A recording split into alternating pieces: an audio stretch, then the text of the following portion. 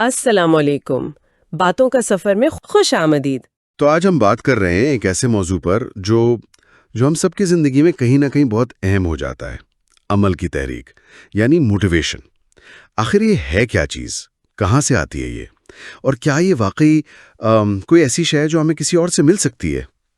ان سوالوں کو ذرا گہرائی میں سمجھنے کے لیے ہم آج ہال اربن کی کتاب لائف's گریٹسٹ لیسنز کے 11ویں باب کو دیکھ رہے ہیں۔ ہمارے پاس اس کا اردو ترجمہ بھی ہے جو محمد احسن صاحب نے کیا ہے۔ ہمارا مقصد صرف خلاصہ سنانا نہیں بلکہ اس باب کا جوہر نکالنا ہے، یہ سمجھنا کہ اصل جو دیر تک چلنے والی تحریک ہے وہ آتی کہاں سے ہے اور کیسے ہم سطحی باتوں سے آگے بڑھ سکتے ہیں۔ تو چلیں اس کو کھولتے ہیں ذرا۔ اکثر ہم یہ سنتے ہیں نا کہ فلاں مقرر نے کیا تقریر کی یا فلاں بندے نے مجھے بڑا موٹیویٹ کر دیا، لیکن کیا وہ سچ میں موٹیویشن ہوتی ہے؟ پال جے مائر کا ایک قول ہے، وہ کہتے ہیں کہ اگر آپ کو پائیدار کامیابی چاہیے تو تحریک اندر سے آنی چاہیے، کوئی دوسرا آپ کو یہ دے نہیں سکتا۔ یہ تو بڑی بات ہے، اس کا کیا مطلب سمجھے؟ جی، یہ واقعی ایک بہت بنیادی نقطہ ہے، اور یہاں دو الگ الگ چیزوں میں فرق سمجھنا بہت ضروری ہے۔ ایک تو ہے حقیقی عمل کی تحریک، مطلب وہ اندر کی آگ جو آپ کو مجبور کرتی ہے کہ بس یہ کام کرنا ہے، اور دوسری چیز ہے کسی کو وقتی طور پر ابھار دینا، جیسے انگریزی میں ٹیمپریری اسٹیمولیشن کہتے ہیں۔ اچھا، اکثر جو ہم دیکھتے ہیں خاص طور پر یہ جوش دلانے والی تقریریں، سیمینارز، وہ زیادہ تر اسی دوسری قسم میں آتی ہیں۔ ان کا اثر ہوتا ہے، میں یہ نہیں کہہ رہی کہ نہیں ہوتا، لیکن عموماً وہ وقتی ہوتا ہے۔ یعنی جیسی وہ باہر والا اثر ہٹا، بالکل، جوش بھی ٹھنڈا پڑ جاتا ہے۔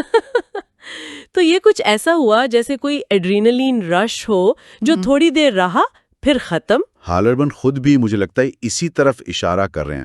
وہ اپنے تجربے سے لکھتے ہیں کہ باہر کے ذرائع جیسے استاد ہیں، مقرر ہیں، کتابیں، دوست، یہ سب مدد تو کر سکتے ہیں۔ جی ہاں، مطلب تحریک کو سمجھنے میں، خود کو تحریک دینے کے طریقے سیکھنے میں، حوصلہ افزائی میں، یہ سب ٹھیک ہے، لیکن وہ یہ نہیں کر سکتے کہ تحریک سیدھی ہمارے اندر ڈال دیں۔ وہ شاید راستہ دکھا دیں، پر منزل تک پہنچنے کا جذبہ وہ ہمیں خود ہی پیدا کرنا ہے۔ بالکل صحیح کہا آپ نے، اور یہ سمجھنا اہم ہے کہ بیرونی حوصلہ افزائی اپنی جگہ مفید ہو سکتی ہے، ہمیں نئے آئیڈیاز مل سکتے ہیں، ہماری سوچ کو ایک کک مل سکتی ہے۔ صحیح۔ لیکن جو حقیقی اور پائیدار تحریک ہے اس کا تعلق ہے ذمہ داری قبول کرنے سے، اپنی زندگی کی، اپنے فیصلوں کی، اپنے کاموں کی ذمہ داری لینا۔ جب ہم یہ مان لیتے ہیں کہ بھئی ہماری کامیابی یا ناکامی کے ذمہ دار ہم خود ہیں، تب ہم اندر سے متحرک ہوتے ہیں۔ اور یہ بات معاشرے کی اس عام سوچ سے بالکل الٹ ہے جو اکثر ہمیں سکھاتی ہے کہ بس انتظار کرو، کوئی باہر سے آئے گا، کوئی جادو کی چھڑی گھمائے گا اور سب ٹھیک ہو جائے گا۔ تو اصل نقطہ یوں نکلا کہ تحریک باہر سے ملنے والی چیز نہیں ہے، بلکہ یہ ایک اندرونی فیصلہ ہے، ایک ذمہ داری ہے۔ یہ باہر سے پکڑی نہیں جا سکتی، اسے اندر پیدا کرنا پڑتا ہے۔ یہ فرق بہت اہم ہے۔ جی ہاں، اور یہی وہ چیز ہے جو دیر پا تبدیلی لاتی ہے۔ وقتی ابھار شاید آپ کو دوڑ شروع کروا دے، مگر ریس پوری کروانے والی چیز اندرونی تحریک ہی ہوتی ہے۔ اچھا، تو اگر یہ اندرونی معاملہ ہے تو پھر سوال یہ اٹھتا ہے کہ اسے پیدا کیسے کریں؟ اگر کوئی دوسرا نہیں دے سکتا تو ہم خود اپنے اندر یہ جذبہ کیسے جگائیں؟ ماخذ میں ڈینس ویٹلی کے ایک فریم ورک کا ذکر ہے۔ 3 ستون بتائے گئے ہیں خود کو تحریک دینے کے۔ یہ دلچسپ لگ رہا ہے۔ پہلا ستون کیا ہے؟ پہلا ستون بتایا گیا ہے خواہش، ڈیزائر۔ کہا جاتا ہے کہ ہر تحریک یہیں سے شروع ہوتی ہے۔ جب تک کسی چیز کو پانے کی شدید چاہت نہ ہو، اس کے لیے حرکت کیسے پیدا ہوگی؟ یہ تو کافی سیدھی بات لگتی ہے۔ کیا یہ واقعی اتنی سادہ ہے؟ بظاہر تو سادہ لگتی ہے، لیکن اس کی گہرائی بہت ہے۔ خواہش کا مطلب صرف ہلکی پھلکی چاہت نہیں ہے، یہ وہ شدید لگن ہے، وہ اندر کی تڑپ ہے جو آپ کو بے چین کر دے۔ یہی وہ بنیادی فرق ہے جو ایک عام کام کرنے والے اور ایک غیر معمولی کارکردگی دکھانے والے میں ہوتا ہے۔ جتنی گہری، جتنی شدید خواہش ہوگی، اتنا ہی مضبوط آپ کا عزم یعنی کمٹمنٹ ہوگا۔ کمٹمنٹ؟ جی، اور یہ کمٹمنٹ کیا ہے؟ یہ کوئی کاغذ کا معاہدہ نہیں ہے، یہ آپ کا اپنے آپ سے کیا گیا وعدہ ہے کہ چاہے کچھ بھی ہو جائے میں یہ کر کے رہوں گی یا کر کے رہوں گا۔ یہی کمٹمنٹ ہمیں مشکلوں کے باوجود آگے بڑھنے کی طاقت دیتی ہے۔ اس کو سمجھانے کے لیے کتاب میں ابراہ نامی ایک خاتون کی مثال دی گئی ہے۔ وہ کوئی 40-45 سال کی عمر میں دوبارہ یونیورسٹی گئیں ڈگری مکمل کرنے، جو جوانی میں رہ گئی تھیں۔ جی، شروع میں تو وہ بہت محتاط تھیں، کہتی تھیں بس ڈگری مل جائے کافی ہے، لیکن پھر ان کے اندر ایک چنگاری جلی۔ وہ صرف پاس نہیں ہونا چاہتی تھیں، وہ بہترین کام کرنا چاہتی تھیں۔ ان کی یہ خواہش اتنی شدید ہو گئی کہ جب انہیں تھوڑی سی حوصلہ افزائی ملی تو انہوں نے کمال کی محنت کی اور واقعی شاندار نتیجہ حاصل کیا۔ یہ مثال دکھاتی ہے کہ عمر یا حالات ان سے فرق نہیں پڑتا اگر خواہش شدید ہو۔ بالکل، اور اس مثال میں کمٹمنٹ کا عنصر بھی صاف نظر آتا ہے۔ ابراہ نے صرف خواہش نہیں کی بلکہ خود سے ایک عہد کیا صحیح۔ کہ وہ اپنی تعلیم مکمل کریں گی اور اچھا کریں گی۔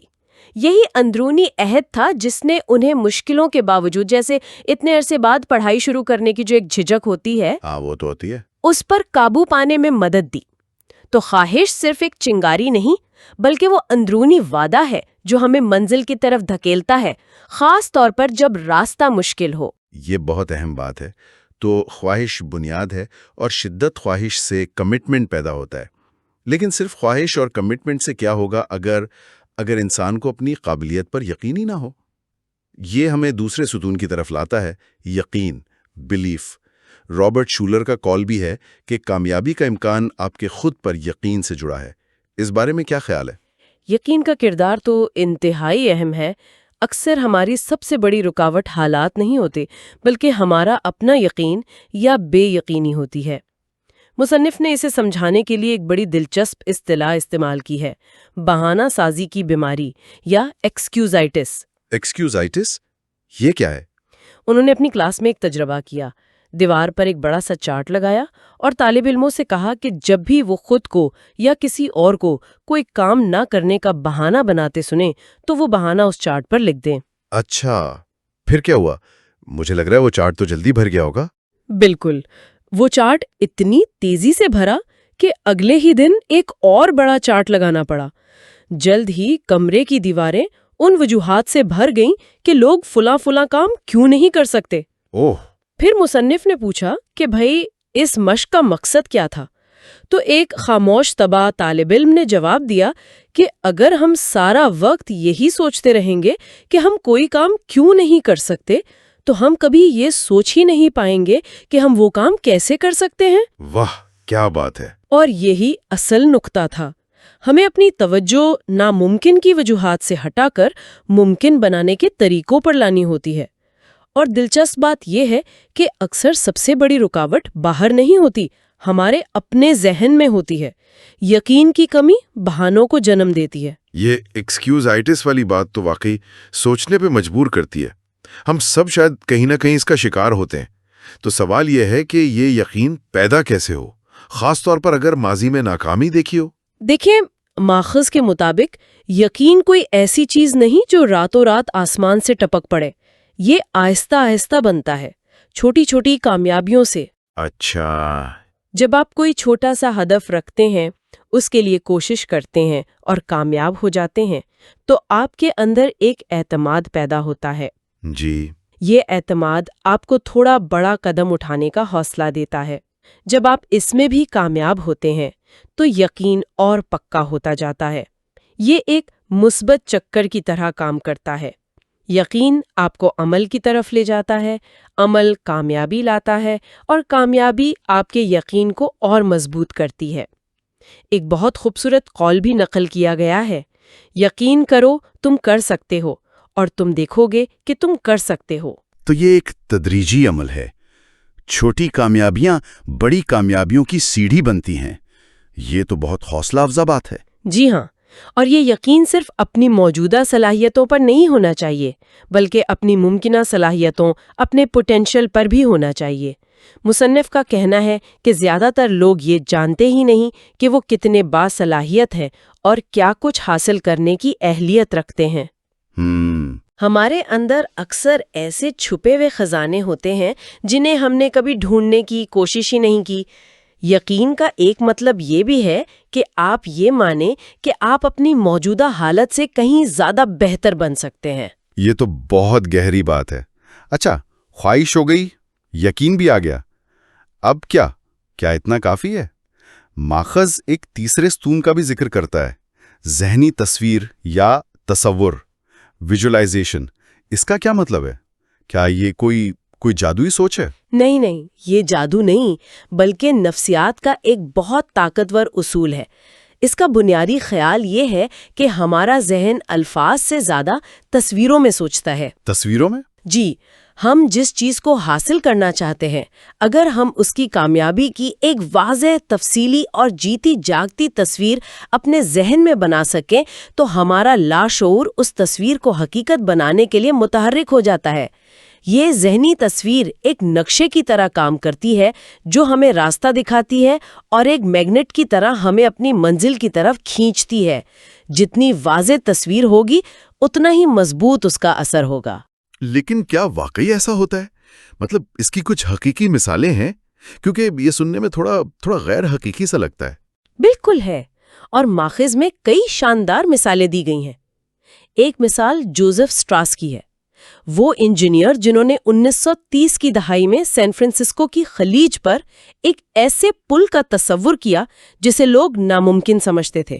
گولڈن گیٹ برج؟ جی ہاں، وہ مسلسل اپنے ذہن میں اس پل کی تصویر بناتے رہے یہاں تک کہ وہ انہیں حقیقت کی طرح نظر آنے لگا، اور آج دنیا اسے گولڈن گیٹ برج کے نام سے جانتی ہے۔ واہ، یہ تو واقعی متاثر کن ہے۔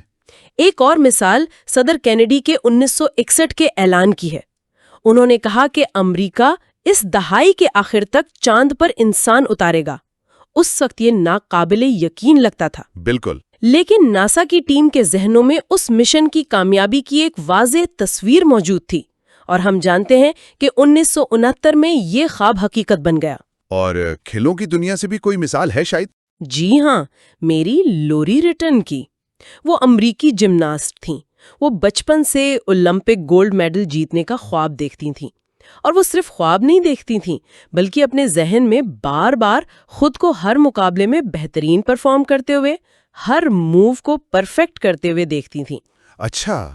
جب انہوں نے 1984 کے اولمپکس میں گولڈ میڈل جیتا تو ان کا کہنا تھا کہ یہ لمحہ انہیں بالکل جانا پہچانا لگا، کیونکہ وہ اسے اپنے تصور میں ہزاروں بار جی چکی تھیں۔ یہ تو کمال ہے، یعنی صرف نتیجہ نہیں بلکہ اس عمل کو بھی تصور میں لانا اہم ہے۔ اس سلسلے میں ڈاکٹر چارلز گارفیلڈ کی تحقیق کا بھی ذکر ہے، جنہوں نے پیک پرفارمنس پر تحقیق کی۔ وہ کیا کہتی ہے؟ ڈاکٹر گارفیلڈ نے یہ دریافت کیا کہ مختلف شعبوں میں جو لوگ اعلیٰ ترین کارکردگی دکھاتے ہیں ان میں ایک بات مشترک ہوتی ہے، وہ سب ذہنی طور پر اپنی کامیابی کی مشق کرتے ہیں۔ ذہنی مشق؟ جی، وہ اپنے ذہن میں نہ صرف مطلوبہ نتیجے کی واضح تصویر بناتے ہیں بلکہ ان خاص مہارتوں اور رویوں کو بھی تصور میں دہراتے ہیں جو انہیں اس نتیجے تک پہنچنے میں مدد دیں گے۔ یہ صرف خواہش یا یقین نہیں بلکہ ایک فعال ذہنی تربیت ہے۔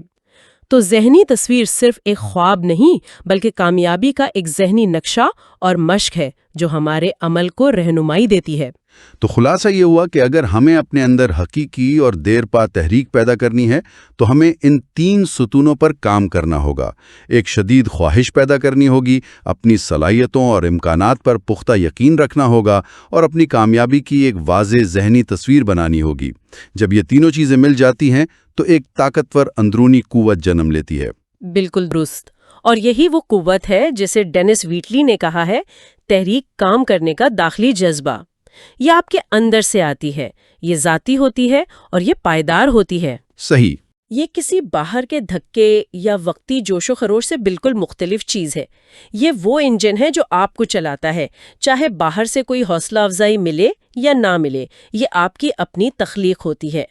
تو آج کی ساری گفتگو کا لب لباب یہ ہے کہ اصل عمل کی تحریک وہ کوئی ایسی چیز نہیں جو باہر سے ملتی ہے یا کوئی ہمیں دیتا ہے، یہ ہمارے اندر سے پھوٹتی ہے، اور اسے پروان چڑھانے کے لیے ہمیں شعوری طور پر اپنی خواہش کو جگانا ہے، اپنے یقین کو مضبوط کرنا ہے اور اپنی منزل کی واضح ذہنی تصویر بنانی ہے۔ جی، اور یہیں سے ایک بہت دلچسپ سوال پیدا ہوتا ہے جس کا ذکر ماخذ میں بھی ہے۔ مصنف کہتا ہے کہ اکثر لوگ اپنی حقیقی صلاحیتوں اور امکانات سے پوری طرح واقف ہی نہیں ہوتے۔ وہ نہیں جانتے کہ وہ کتنے قابل ہیں یا کیا کچھ حاصل کر سکتے ہیں۔ تو سننے والوں کے لیے غور کرنے کی بات یہ ہے کہ ان کے اندر وہ کون سے چھپے ہوئے خزانے یا صلاحیتیں ہو سکتی ہیں جنہیں وہ اب تک دریافت نہیں کر پائے۔ اچھا سوال ہے۔ وہ ان صلاحیتوں کو بے بار کر سکتے ہیں اور اپنی زندگی میں غیر معمولی تبدیلیاں لا سکتے ہیں۔ یہ ایک ایسا سوال ہے جس کا جواب شاید ہر کسی کو اپنے اندر ہی تلاش کرنا ہوگا۔ واقعی ایک گہرا سوال جس پر ضرور سوچنا چاہیے۔ اسی خیال کے ساتھ ہم آج کی اس گفتگو کو یہیں ختم کرتے ہیں۔